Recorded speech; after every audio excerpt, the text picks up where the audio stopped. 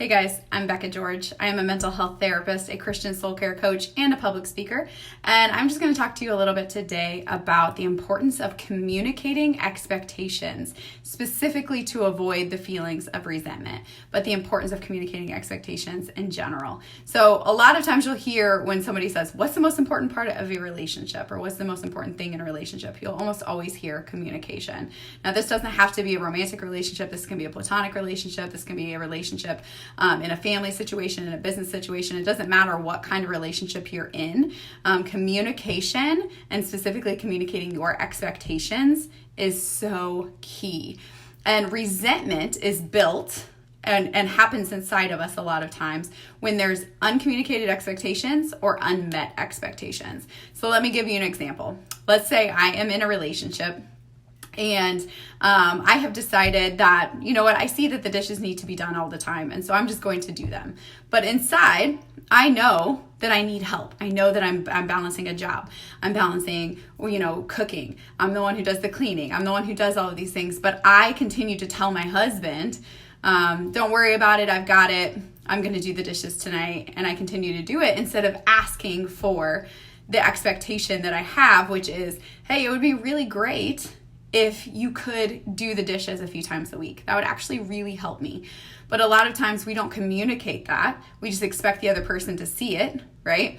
And then we walk around with all this resentment. And that's where you'll hear, if I'm doing the dishes and my husband's sitting on the couch and I am starting to get resentful that he's just sitting there, even though I told him that it's okay for him to chill there. It's okay for him to do whatever he needs to do, play his game, do whatever. And I'm sitting there doing the dishes, resenting the fact that he does not come and help me. That's not fair. It's not fair that I don't communicate to him, hey, what I actually need is for you to stop doing the game for a little while and come help me. It doesn't have to be hateful. It doesn't have to be bitter. It doesn't have to be frustrating. It can just be an I need statement. I need this from you.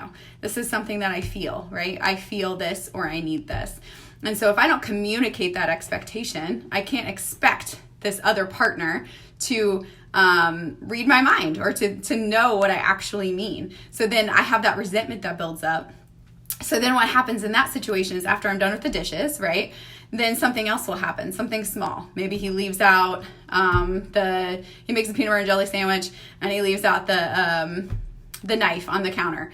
All of a sudden I blow up and I'm angry and I'm frustrated, right? But it's not about the knife that was left out, right? It's about the fact that I have all this resentment built up inside of me because you're not helping me, because you're not doing what I really need, but it's my responsibility to communicate what I actually need, right? And so that resentment will then give birth to other emotions such as anger, frustration, bitterness, right? And sometimes that's when other people will go and cheat or end relationships or do things that are unhealthy and incongruent with who they are because they have all of that resentment, right? And so let's say you do communicate. Let's say I'm married and I'm telling my husband, I need you to do the dishes, okay? And he doesn't do them.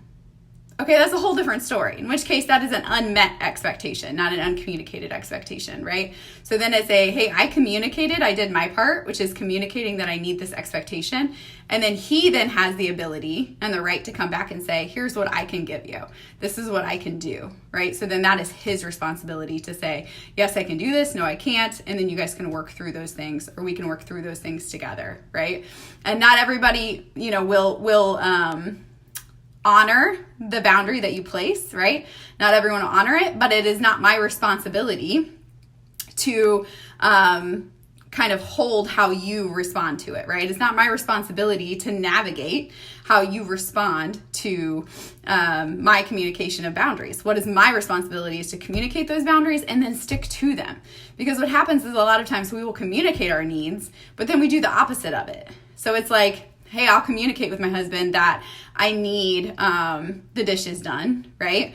But then I will go and do the dishes all the time whenever it's supposed to be his night. And I'll be like, oh, don't worry about it. But inside I'm festering because I'm like, you didn't do it fast enough, or you didn't do it on time, or you didn't do it the way I wanted it.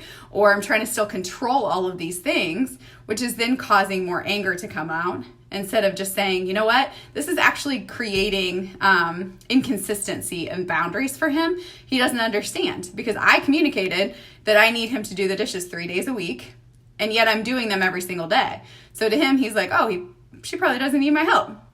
But to me, I'm still growing in that resentment and that frustration, which then gives birth to much bigger emotions, right? Like anger, bitterness. And that's when you have that wedge between the two of you. And again, it doesn't have to be a romantic relationship. It could be any kind of relationship. But you have to learn to communicate your needs, which that starts, honestly, with asking yourself questions. A lot of people don't know how to ask themselves questions. Ask yourself, what am I feeling? What do I need?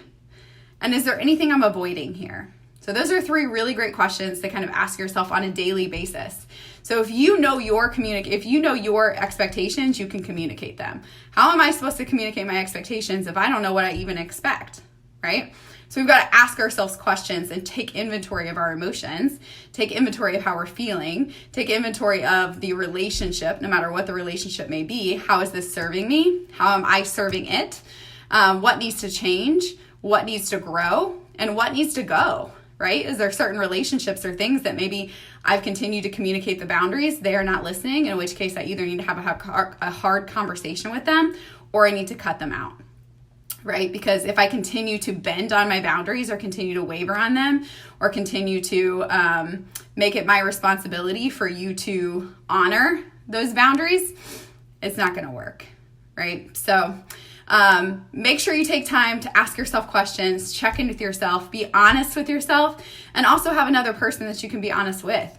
If you're in a romantic relationship and you need, some honesty there, check in with them. Have it be a friend. Have it be somebody that you trust that's going to actually come back with some truth and say, is this really how you feel? And are you communicating what you feel? Or are you expecting that person to just know how you feel? Because here's some news for you. Not everybody responds to things the way that you do. I know that's so hard to understand because we assume people are going to do the same behaviors we do, and it just doesn't happen that way. Especially when you're coming together in a marriage. You were raised a different way. They were raised a different way. And so their expectations may be completely different. And if you've never actually shared that, then that is going to be a huge area of contention in your marriage. If you don't share, here's my expectation around X, Y, and Z, right? And so take inventory, ask yourself questions, check in with yourself, and then communicate it, and then stay true to the boundary that you've set, okay? So there's just some thoughts on resentment, communication, and the importance of it. If this is helpful, share this video and subscribe.